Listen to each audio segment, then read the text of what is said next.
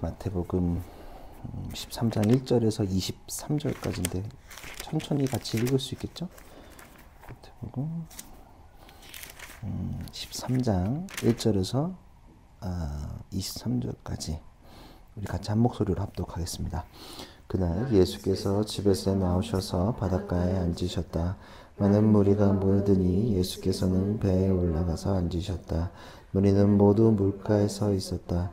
예수께서 그들에게 비유로 여러 가지 일을 말씀하셨다. 그는 이렇게 말씀하셨다. 보아라, 씨를 뿌리는 사람이 씨를 뿌리러 나갔다.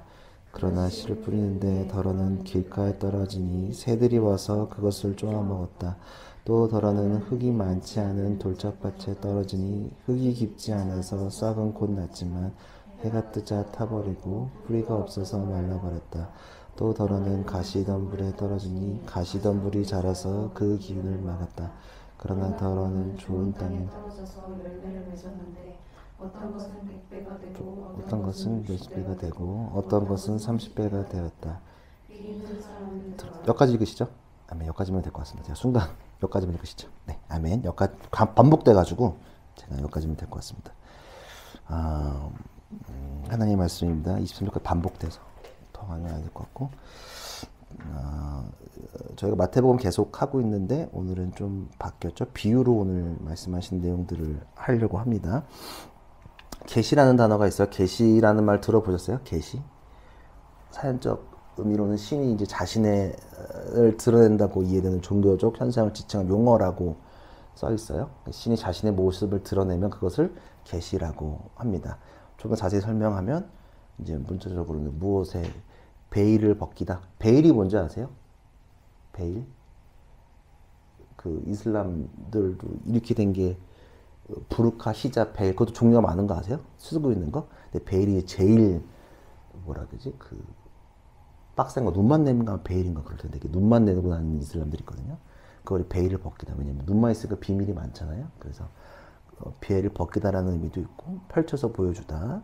또 감춰진 것들을 명확하게 밝힌 행위라고도 얘기합니다. 그러니까 즉 계시라는 것은 하나님께서 당신에게 속한 구원의 신비나 뭐 거룩한 진리나 뭐 뜻과 섭리를 사람들한테 친히 보여주는 행동 자체를 계시라고 합니다. 그러니까 거룩한 행위죠. 혹은 이제 좀 뭐 어려운 말로는 묵시라고도 해요. 묵시 이런 말 들어봤어요? 묵시록 뭐 영화 제목들 많죠. 여러분 영화 제목인 줄 알죠? 묵시록, 계시 똑같은 말이에요. 그러니까 뭔가를 보여주다. 하나님과 신적인 지식. 그러니까 하나님께서 하시는 말씀을 인간이 100% 이해할 수는 없단 말이에요. 그래서 하나님께서 친히 보여주시는 것들을 계시라고 하는 거죠. 그러니까 계시는 하나님께서 직접 보여주시는 건데 하나님이 직접 나타나서 말씀하는 경우가 있어요. 그러니까 특정한 사람들한테 나타나서 말씀하시는 것들이 있는데 뭐 연휴 기간에 제가 우연히 웨이브 이렇게 OTT 보다가 기독교 영화가 하나, 난생 처음 보는 기독교 영화가 하나 있길래 그냥 봤어요. 보통 예수님 얘기가 아니라 아브라함이 이삭을 바치는 내용을 모티브로 해서 이제 만든 영화인데 뭐 거기 이제 중간에 이제 막 예수님 십자가랑 연결해서 이제 어떻게든 뭐 만들었는데 뭐 그냥 이렇게 틀어놓고 이제 봤는데 좀 재밌는 건 그 영화에서 이제 아브라함이 하나님이 보여준 계시를 이제 붙들어요. 계속 그 씨름하는 모습을 묘사하는 영화예요. 하나님께서 왜냐면은 이제 민족을 세우겠다라고 말씀하셨는데 너의 씨를 통해서 민족을 세우겠다고 말씀하시는데 이제 사례를 통해서는 아이가 안 생기죠. 그러니까 이제 뭐 이게 의도적으로 그런지 모르겠는데 이제 계속 사례가 기다려도 아예 안 생기고 막 뭐 당신한테 말씀하시는 거 안 이루어지는 것 같고 뭐 이러니까 이제 그 안에서 이제 뭐 씨름하고 또 고통스러워하는 것들을 이제 묘사한 영화인데 하여튼 뭐 이렇게 좀 분투가 잘 느껴졌어요. 아브라함이 저런 고민이 있었겠다, 저럴 수도 있었겠다. 왜냐면 잘 뭐 생략된 내용들을 막 상상해서 하는 거니까 뭐 좋았어요. 여하튼 이렇게 아브라함한테처럼 이렇게 하나님이 직접 나타나서 직접적으로 말씀하시는 사람들이 있어요. 아브라함이 그렇고 모세가 그렇죠. 하나님과 대면하잖아요. 시내산에서 떨기나무에서 나타나시기도 하고 다윗도 막 얘기하잖아요. 그런 경우들도 있고 또 이제 한 명한테만 얘기하시는데 이렇게 인물을 중심으로 할 때가 있고 때로는 이제 그룹이 있는데 그룹을 대표해서 조금씩 알려주시는 게 있는데 선지자를 통해서 말씀하시는 게 있단 말이에요. 선지자들이 제가 말씀드렸죠. 제사장은 우리의 근심과 고민을 하나님께 가져간 역할을 하고 선지자는 하나님의 뜻을 받아서 인간한테 가져온 역할을 하는 건데 그렇게 이제 어떤 특정한 스피커들을 활용해서 말씀하시는 경우도 있고 요게 다 계시예요.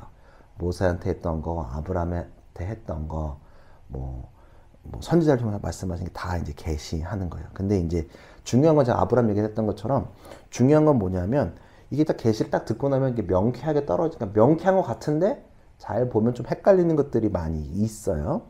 왜냐하면 하나님의 뜻이기 때문에 우리가 이해하지 못하는 부분들이 많아요. 단번에 이해하기가 어려운 것들이 많이 있어요.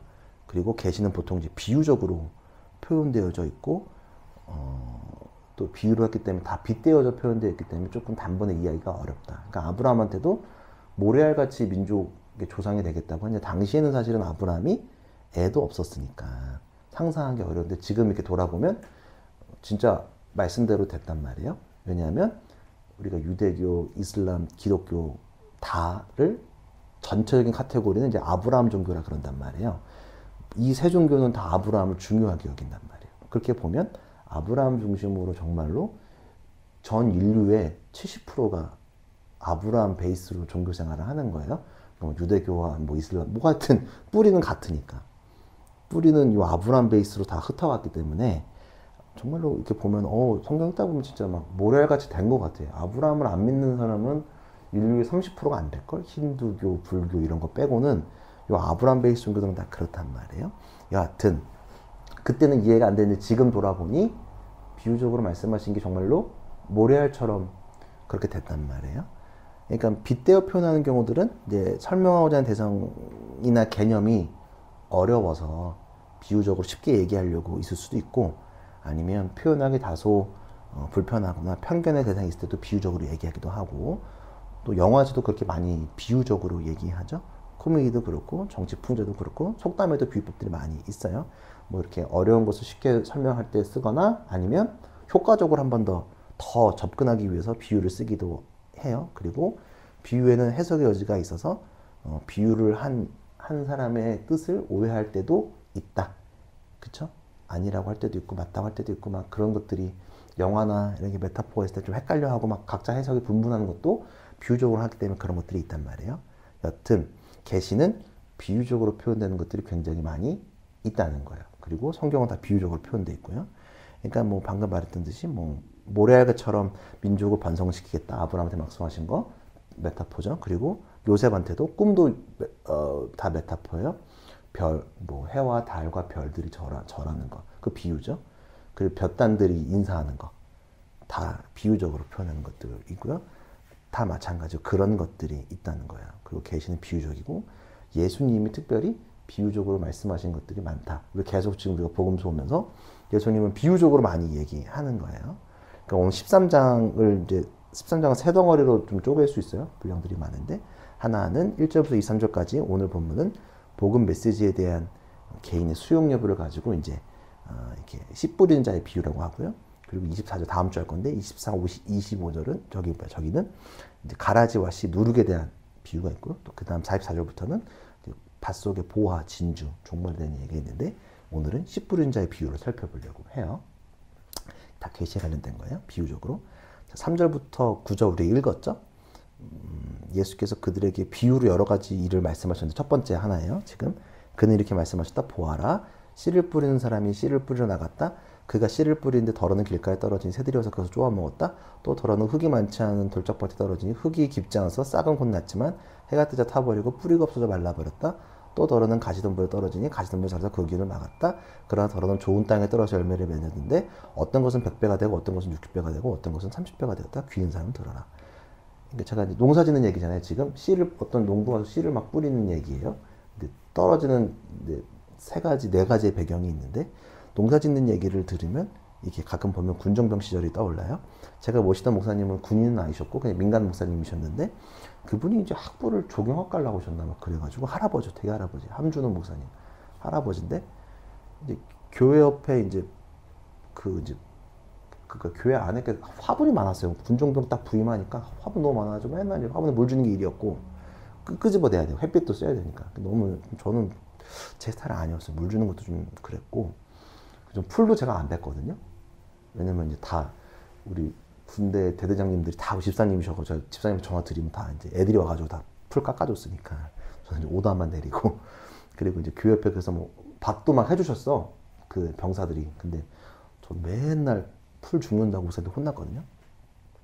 저는 풀에 관심이 없어가지고 물 주는 것도 싫고 풀 뽑는 것도 싫고 막 이제 그런 자꾸 죽이니까 이제 목사님이 뭐 훌륭한 목회자가 되기 위해서는 식물을 잘 키워야 된다고 자꾸 죽이면 안 된다고 화초 그만 죽이라고 말씀하시는 거죠. 그러니까 그만하라고. 당신은 지금 이해가 안 됐는데 지금은 왜 그렇게 말씀하셨는지 이해가 될 것 같아요. 그러니까 풀 키우려면 여러 가지 손길이 가는 거니까. 왜냐하면 식물이 자라는 과정 여러 가지가 필요해요. 식물이 자라기 위해서는 좋은 땅도 있어야 되고 물도 잘 줘야 되고 햇빛도 잘 맨날 쬐어줘야 되고 농부가 맨날 바빠요. 왜냐면은 풀도 뽑아야 되고 관리를 해줘야 되니까. 요 네 가지 조건이 없으면 잘 자라지 못해요. 오늘 그 얘기가 또 본문 속에 있는데, 그러니까 사실은 제가 시골에서 좀 어렸을 때 이렇게 보내서 그 막 강릉 제가 막 얘기하는데 강릉보다 더 시골이 좀 고성 같은 느낌이었을 거예요. 아무것도 갔는데 버스 2시간에 한 대였으니까. 그래서 잘은 모르지만 제가 농번기의 풍경은 제가 되게 익숙해요. 초등학교 때를 그렇게 보냈으니까. 그러니까 봄이 오면 따뜻한 바람이 서쪽에서 불어오잖아요. 그러면 이제 그때부터 이제 경운기 엔진 소리가 마을을 이제 매일 뒤덮어요. 트랙터랑 바쁜 소리들이 막 들리고 엔진 소리가 막 들리고 이제 그리고는 이제 거름 냄새가 나요. 딱 그 봄바람이 불면 너무 그게 힘들었어. 나는 농사를 안 지니까 거름을 막 다 밭이랑 뿌리니까 거름 냄새가 나고 이제 그러면 이제 봄이 왔구나. 제가 초등학교 때부터 그렇게 알았어요. 그리고는 이제 막 농작물을 심기 위한 이제 모종들이 늘 이제 밭 근처에 다 쌓여 있어. 그리고 좀 더 지나면 먼저 밭 심고 나면 한 달? 6월 달쯤 되면 이제 논에 물 대요. 물 대가지고 모판이라고 이렇게 알아요? 모판에 이제 막 그 벼 모종을 준비하는 손길들을 볼 수 있어요. 그래서 그렇게 되면 이제 봄이 왔구나. 그리고 곧 여름이 오겠다라는 생각이 든단 말이에요. 그리고 이렇게 보면 이제 밭에 고랑을 하고 이렇게 살짝 구멍 내고 씨 뿌리고 막 이런 작업들 하시는 어른들의 모습을 봤단 말이에요. 그리고 맨날 이제 돌 고르고 또 있는 겨울내 뭐 있었는지 돌 고르고 비옥하게 만드는 것들이 있단 말이에요. 그러니까 오늘 본문이 딱 농사 짓는 모습이란 말이에요. 첫 번째 어떤 모습이냐 하면 농부가 씨를 뿌렸어요. 이제 봄이 됐나 봐요. 우리 절기는 정확히 모르지만 일단 우리 상상해보면 이제 봄이 됐어요. 씨를 막 뿌리고 있는데 첫 번째는 뭐냐면 길가에 떨어져서 씨가 발아하지 못한 상태예요. 가끔씩은 씨 뿌리다 보면은 다 이렇게 꼴이 안 되고 이렇게 흩뿌리면 길가에 떨어지면 못 자라겠죠. 그러면 뭐가 와서 먹는다? 새가 와서 그 씨앗을 먹었다라고 본문에 나와 있어요. 그러니까 뭐 이런 게 간단한데 이거 망고진리예요. 모든 나라가 그래요. 참새방앗간 이런 표현 들어봤어요? 참새방앗간? 떡볶이집 같죠? 참새방앗간 그런 거 많잖아요. 왜 참새방앗간인지가 알아요? 그렇게 표현하는지? 방앗간이 뭔지는 아나? 우리 청소년들은? 뭔지 모르지 방앗간. 뭔지 모르지. 방앗간이 뭐냐면 이렇게 요즘은 그냥 상호 이름 같잖아. 방앗간 떡 짓는데 이렇게 벼 베고 나면 그거를 이렇게 뭐라 그래야 돼? 벼를 정리해주는 곡식 탈거해주는 데를 방앗간이라 그러는데 그러면 이제 막 벼를 막 털고 나면 땅에 떨어져. 그러면 참새들이 정말 짹짹짹짹거리면서 막 몇십만 원씩 와서 그거 주워 먹거든. 그리고 이제 농사 지을 때 벼 벨 때 막 벼 떨어지잖아. 그러면 뒤에 막 새들이 따라와. 그래서 그걸 참새방앗간이라 그러는데 왜 그러냐면 그게 이제 참새가 방앗간 못 지나간다라고 표현하잖아. 그게 뭐냐면 참새 날아다니다가 공짜로 먹을 수 있는 벼 씨앗이 있는데 그냥 지나가지면서 주워 먹는 거. 그러니까 유혹에 금방 넘어가는 걸 참새방앗간이라고 얘기한단 말이야. 그러니까 딱 씨가 땅에 못 박히면 다 참새들이 쪼아 먹어. 오늘도 새가 참새 같은 새인지 모르겠지만 땅에 떨어져 있으니까 땅에 못 박히고 새들이 이제 쪼아 먹은 거죠. 이게 첫 번째고 두 번째는 이제 씨는 뿌리긴 뿌렸는데 땅이 좀 좋은 땅이 아니었어. 당시 여기 이스라엘 땅은 더 좋지가 우리나라 땅보다 더 좋지 않아가지고 돌들이 많았는데 돌이 있으면 곡식이 식물이 못 자라요. 잘 무조건. 그래서 흙이 얕은 밭. 이게 뭐냐면 씨앗을 이렇게 땅에 뿌리고 이렇게 밭에 이렇게 고랑해 놓으면 흙을 덮어줘야 되는데 잘 못 덮어줬나 봐. 그래서 뿌리가 팍 내려야 되는데 내리다가 잘 이제 못 내린 거지. 그래서 여기는 이제 팔레스타인 지역의 일교차가 크잖아. 그러니까 잘 못 내렸는데 아침이 되니까 뜨거운 태양에 타서 죽었다. 그러니까 이건 죽은 식물을 얘기하는 거고. 그 다음에 세 번째는 가시덩굴에 이제 떨었다는 거예요. 그러니까 일부러 씨앗을 가시덩굴에 떨어뜨리지는 않겠지. 근데 뭐 같은 씨앗을 가시덩굴에 떨어뜨리면 잘 자랄 수 있을까 없을까? 잘 못 자라겠지. 왜냐면 씨앗이 받아야 되는 아까 말했듯이 물, 햇빛, 영양분을 다 가시덩굴이 가져가니까 절대로 씨앗 못 자라요. 마지막에는 좋은 땅에 뿌려진 씨앗은 오늘 본문에 보면 그 결실의 열매가 30배, 60배, 100배로 나타났다. 라고 딱 네 가지 비유를 하고 귀 있는 자는 들으라고 말씀하세요. 자, 그곳에 이렇게 표현하니까 갑자기 목사님이래. 예수님이 모여서 이렇게 말씀하시는데 씨 뿌린 자 비유를 하면 이게 무슨 소리인지 단번에 알아들었을까?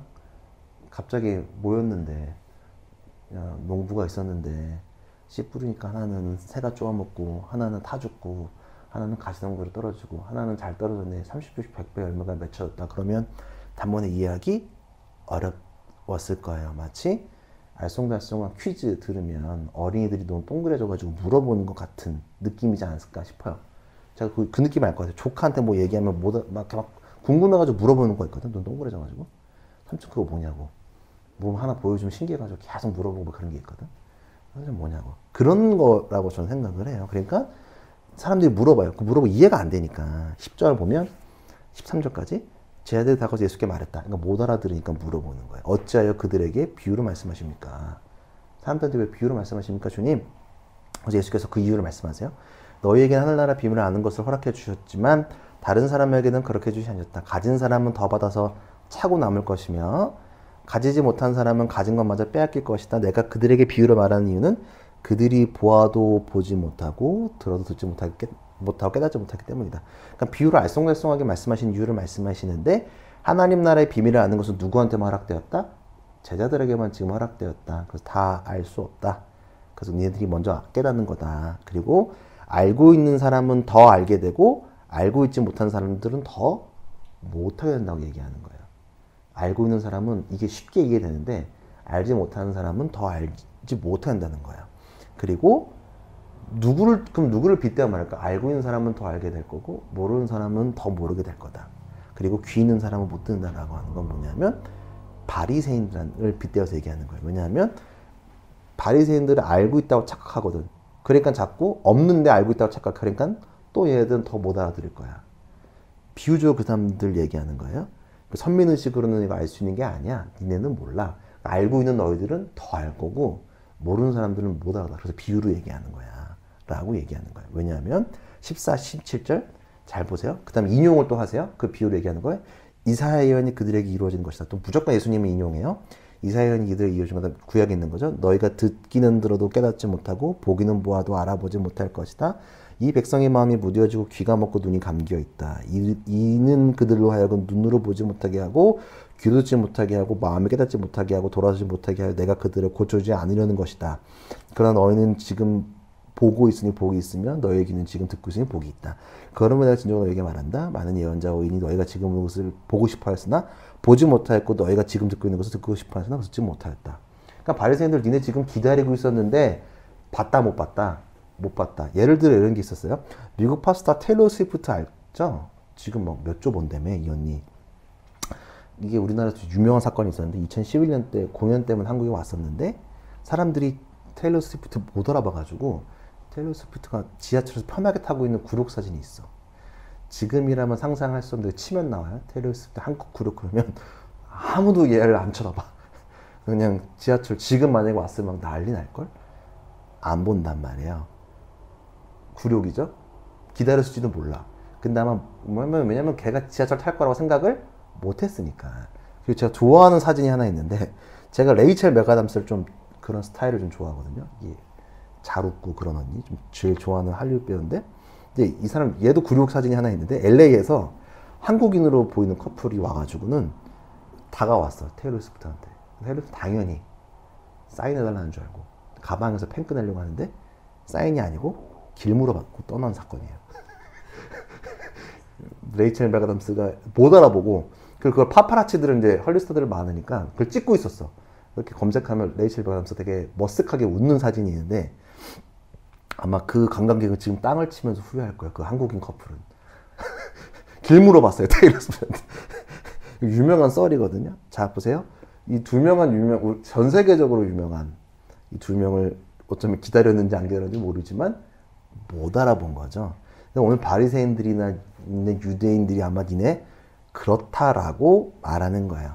그러니까 정확하게 뭐 딱 맞아떨어지는 비유는 아니지만 여하튼 할리우드에 놀러 갔지만 레이첼을 못 알아보는 이 무지한 한국인 커플. 너무 안타깝지? 진짜 난 너무 안타까울 거야. 딱 보면 모를까?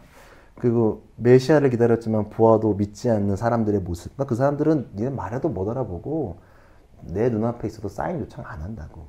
길 물어보고 딴소리. 왜 레이첼한테 길 물어봐? 그치? 길을 알겠어. 그리고 얘가 길 잘못, 그리고 나중에 인터뷰에서 길 잘못 알려줬다 그러더라고. 걔 사람들 못 알아갔을 거라고. 자, 그러니까 지금 니네들은 제자들은 인지하고 있는 거야. 저 사람들은 못 알아들어서 내가 비유로 얘기하는 거야. 라고 그 이유를 말씀하시는 거예요. 그리고 그 비유의 뜻을 해석해 주세요. 18, 19절. 너희는 이제 씨 뿌리는 사람의 비유가 무슨 뜻인지를 들어라. 진짜를 의미하는 걸 얘기하는 거예요. 19절. 누군지 하늘나라를 두고 하는 말씀을 듣고도 깨닫지 못하면 악한 자가 와서 그 마음에 뿌려진 것을 빼앗아 간다. 길가에 뿌리시는 그런 사람을 두고 하는 말이다. 우리는 교회를 다니면서 똑같은 모습으로 신앙생활을 하지 않는다는 것을 알고 있어요. 교회를 다니고 있지만 말씀을 듣고 있지만 마음에 깨달음이나 깨침, 말씀이 살아 역사하시는 것을 받아들이지 못하는 사람들이 많이 있다는 것을 알고 있어요. 어떤 이는 아주 간단한 복음, 화려하지 않는 성경 구절 하나로 삶이 변화한 사람들이 있어요. 진짜 그냥 요한복음 3장 7절을 얘기해줘도 변화되는 사람들이 있어요.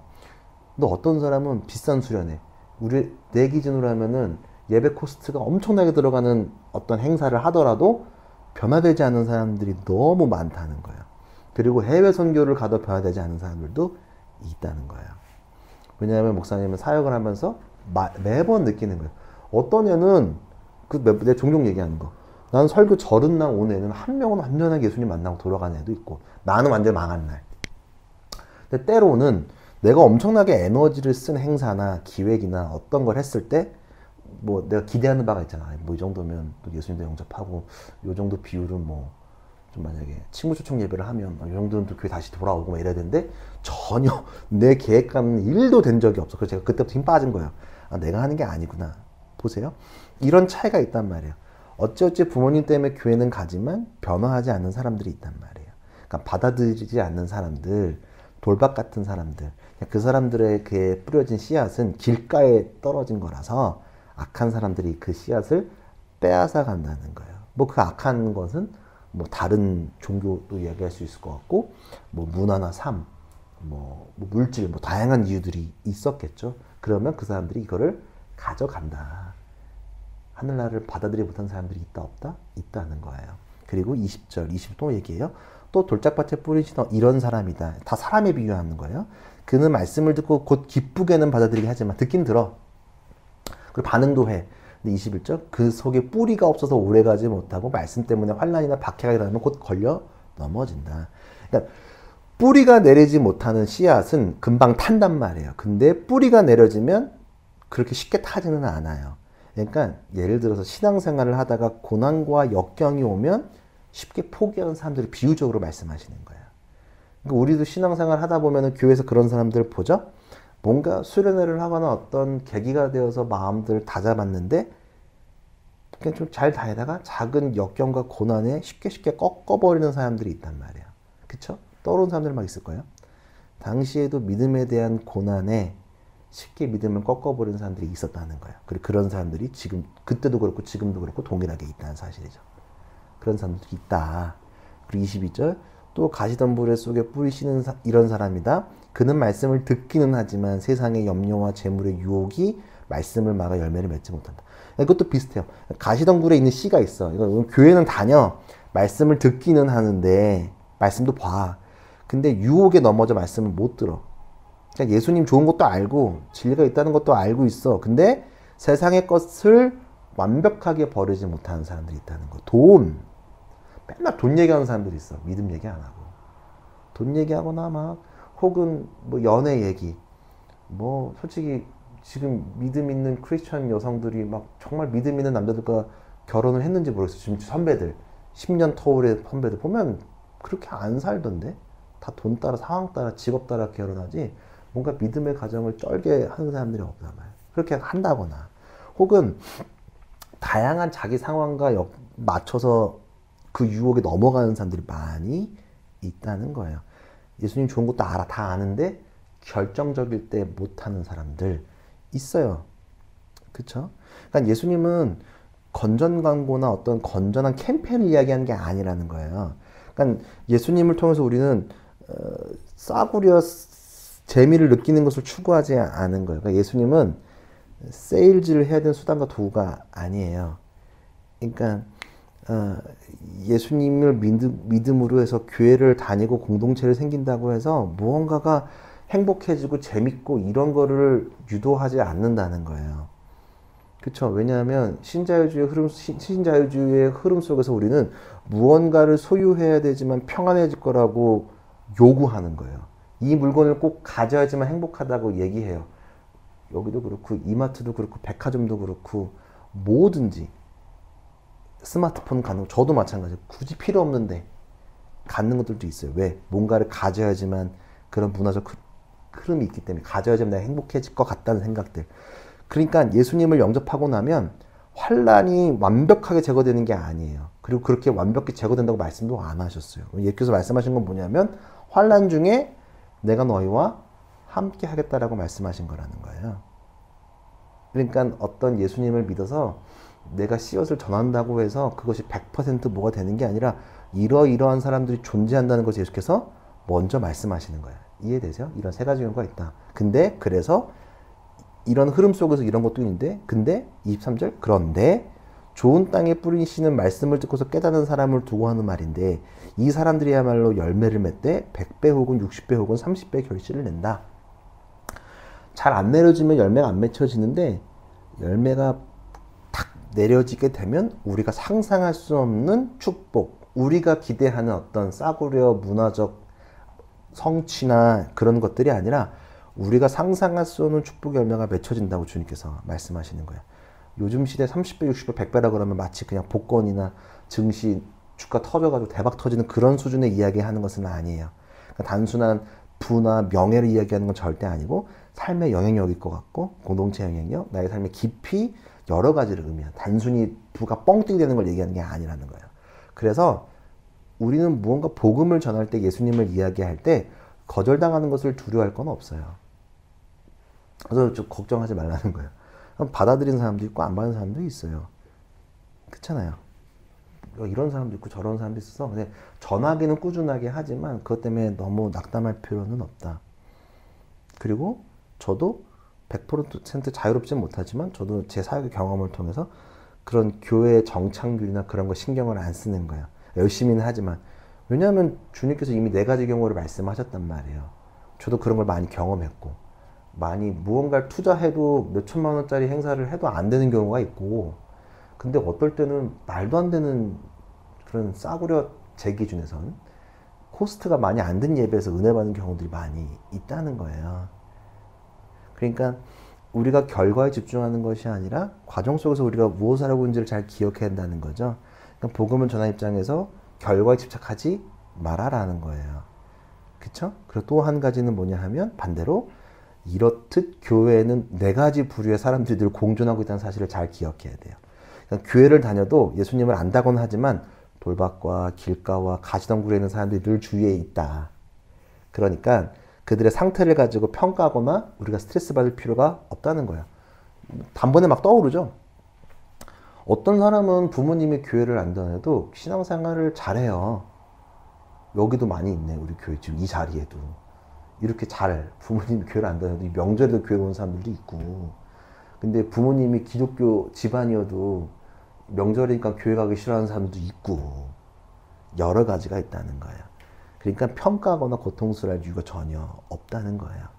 물론 그 씨앗을 담은 마음을 우리는 힘을 합쳐서 개간해야 될 필요는 있어요. 돌을 골라주고 그 좋은 땅이 되기 위해서 노력하는 것들은 계속 수반되면서 그래서 공동체가 있는 거거든요. 근데 그것도 뭐 특정한 결과로 이어지지 않아도 근데 우리는 늘 해야 될 일들을 감당하면 좋겠다는 거예요. 아멘이시죠? 그러니까 여러 가지 이유가 있어요. 그러니까 다 다양한 사람들이 교회 안에는 존재한다는 거예요. 바깥에도 마찬가지고 어떤 사람은 진짜 그냥 길거리에서 만나다가 그냥 십자가 보다가 예수님 만나는 사람도 있어. 군대에서도 갑자기 생각나네. 군대에서도 훈련병 때인가 진짜 험악하게 생긴 그 영화 추격자에 나오는 그 이상한 조폭 닮은 군대 동기가 있었는데 그 별명을 너무 이렇게 좀 저급해서 말을 못 하겠는데 걔는 그냥 교회를 가야 되니까 군대 때는 교회든 성당이든 법당이든 하나 가야 되니까 근데 교회 가서 성경책 잠깐만 거 받아서 너무 재밌어가지고 얘는 새벽마다 화장실 가서 성경책을 읽더라고. 그래서 걔 훈련병 때 그렇게 예수님 만나서 자기는 자대 가면 교회 열심히 다닐 거라고. 그리고 갔어. 그런 사람도 있어요. 그렇게 군대에서 예수님 만난 사람도 있고 여러 가지 사람들이 있다는 거예요. 자, 마지막으로 나 스스로를 봐야 돼요. 나의 마음의 밭은 어떠한지를 또 봐야 돼요. 평가하기 이전에 우리의 밭을 호시탐탐 노리는 참새 같은 참새 귀엽잖아. 근데 걔가 먹으면 씨앗 안 자라거든. 근데 우리는 죄나 어떤 세력들을 쉽게 생각하는 경우가 있는데 늘 우리를 노려요. 우리 밭을 노리는 사람들이 여전히 존재한다. 그리고 풀이 자라고 못하게 하는 것들이 있으니까 내 마음의 밭을 어떻게 또 저걸 관리해야 되는지도 또 돌아봤으면 좋겠다. 저번 주 말씀 나올 때도 그런 얘기를 했었죠. 누가 우리의 가족인가에 대해서 주를 고백하는 사람들이 가족이라고 말씀했는데 그런 것들을 잘 기억했으면 좋겠어요. 그러니까 마음의 밭에 그런 것들이 있으니까 너무 스트레스 받지 말자. 그러나 우리는 여전히 최선을 다하지만 어떤 결과나 그런 것들에 너무 스트레스 받지 말자. 전 늘 그렇게 생각해요. 그러니까 늘 환대하고 누구든지 교회 방문한다 그러면 이번 주도 누구 찾아와서 만나줬어. 어떤 목사님. 이름도 기억 안 나. 지금 나는. 내가 별로 그 사람을 호의적으로 생각 안 했나 봐. 1시간 얘기하다 갔거든. 근데 번호는 받았는데 일단 그분이 1시간 늦었어. 약속 시간에. 그거부터 일단 나는 마음이 꺾였어. 나는 내가 요청한 게 아니고 그가 요청한 건데 1시간 늦었단 말이야. 꺾였는데 이름도 기억 안 나. 근데 나는 최선을 다해서 얘기했단 말이에요. 그리고 뭐 우리 교회를 오지 않더라도 나를 필요로 하면 무조건 만나주고 축복해주는 일들을 하는 거예요. 물론 이렇게 보면 뭐 현타가 오지. 아유 또 안 맺혀주면 어떡해. 근데 상관없다는 거예요. 늘 우리는 기회가 되면 최선을 다해서 씨를 뿌리고 또 마음밭에 따라 다른 거니까. 그리고 우리가 될 거는 그렇다면 이제 마음밭을 좀 정리해주는 건 우리가 해줘야겠다. 이 생각. 여기 말씀에는 없지만 뭐 그 다음 주 말씀에 또 이어져요. 그런 것들을 통해서 할 수 있으니까 내 마음의 밭도 보고요. 사람들을 봤을 때 아 그렇게 했구나. 너무 스트레스 받지 말고요. 또 우리 교회 내에서도 그런 인간들이 늘 공존한다. 우리 교회 좀 덜 하겠지. 근데 우리 교회도 똑같이 뭐 비전 공동체니 뭐 하더라도 다 모양이 달라요. 네, 깊이도 다르고요. 비슷하더라도 조금 다 이 레벨의 차이가 있으니까 너무 걱정하지 말고 늘 주님을 붙잡고 씨 뿌리는 사람의 비유. 예수께서 뿌리시는 것들을 잘 기억하고 잘 이제 봄이 다가오잖아요. 설날이면 곧 봄이 온다는 얘기. 입춘 곧 오겠네. 입춘 곧 오면 다시 농사 지을 때가 되고 다시 꽃이 필 텐데 그런 것들을 잘 기억했으면 좋겠다. 하나님의 계시적 사명, 비유적 사명을 잘 보고 뜻을 붙잡고 나아간 우리 모두가 되기를 바라면서 남들이 인정하고 나도 인정하고 내 상황을 보며 나아간 우리 모두가 됐으면 좋겠습니다. 같이